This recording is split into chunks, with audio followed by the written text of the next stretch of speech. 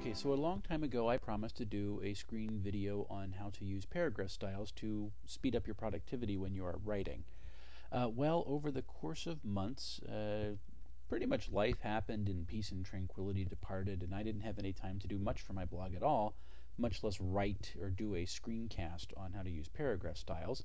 But lo and behold, the week before Christmas, I find myself with a day off in the middle of the week and an empty house, which means I now have an opportunity to show you just what or how easy it is to use paragraph styles to accelerate your productivity.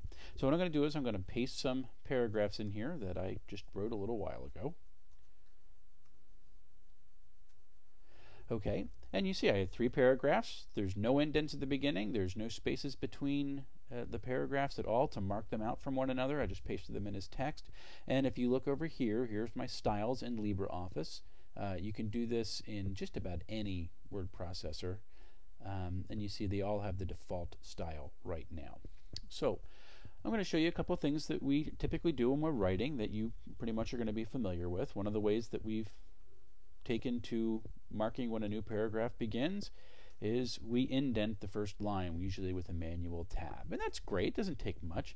But even going back through here, it's 3 extra keystrokes, and if you're writing a huge paper, that's a lot of extra keystrokes. And say you go, oh man, I wanted to change my indent to be less, or I didn't want an indent, I wanted everything to be full justified now.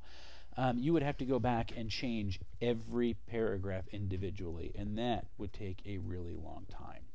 Another way that we try to differentiate paragraphs, a lot of people will put an extra return in between paragraphs, which again is wonderful, except for the fact that if you're going to change that style, you have to go back and do it on every paragraph in your writing. If you're going to change your font, what do you want to do? Well, typically people go select all, or they'll manually select all and drag it over, and they'll pick a new font. So we'll put it into Helvetica, and they pick a new font, and that's how they do it. And that's okay when you only have text, but say you have a header.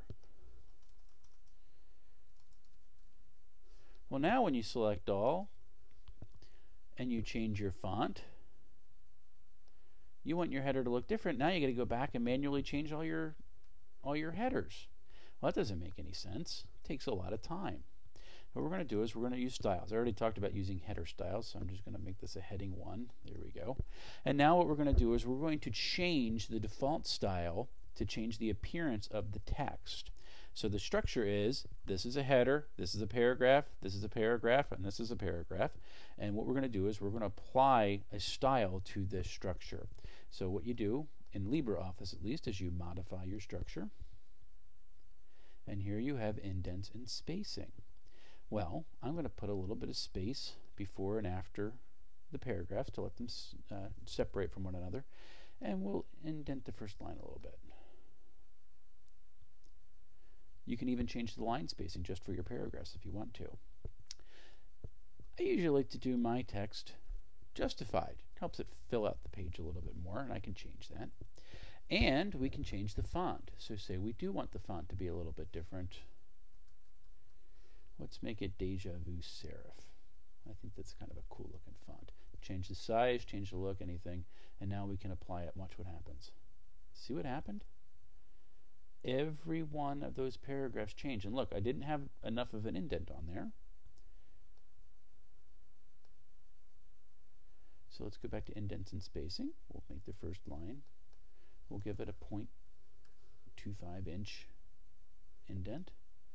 And now you have that indent on every line. Now you can say, well, why do I want to do this? Well, again, if I wanted to change the font manually, I was going to have to select everything, and then I'm going to have to change it. So I want to change it back to Times New Roman.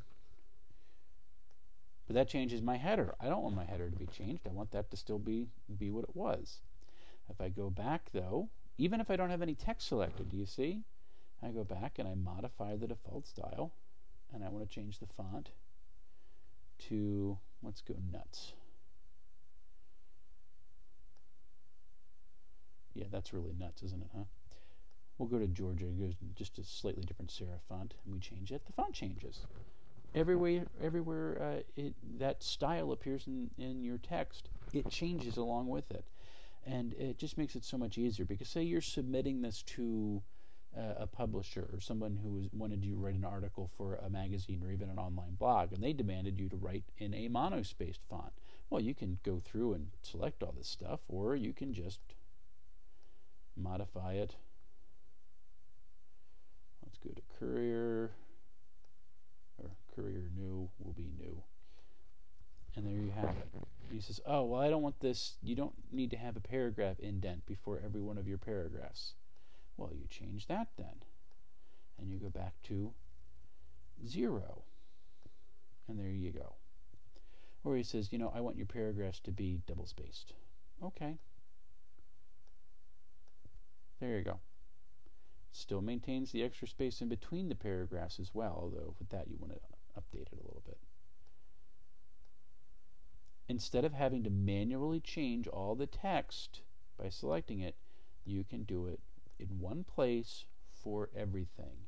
That is extremely valuable when you're writing, especially a long project.